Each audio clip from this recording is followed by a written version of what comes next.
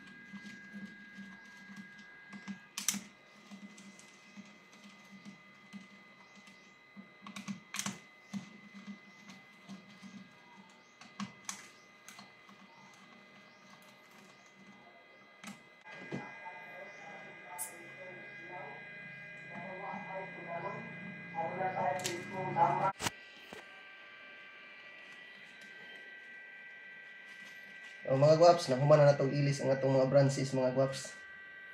So dara sa lighting, CO, aircon, spare og sa pikas kwarto. So muna na ang RCBO nga akong ilis mga guwaps. Upgrade na may inilisan o. Upgrade na tagay para kuhan. Safety.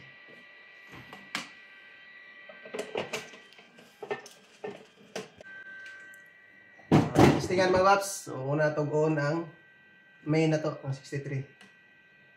Then sa suga. Ato testingan ng pa-trip og ano. Trip no. Balik ito ko na. Outlet. Aircon, pa-trip yapon na to. Trip yapon. Kani ang kuhan spare. Yan na to naka-spare muna. Pikas kwarto, trip. So, mana na yung atong gi-puli, gi-upgrade. Nga, kuhan. O kani, reversible man din yun. Kaya naamay kuhan, araw pwede naman yun. Quick input or output.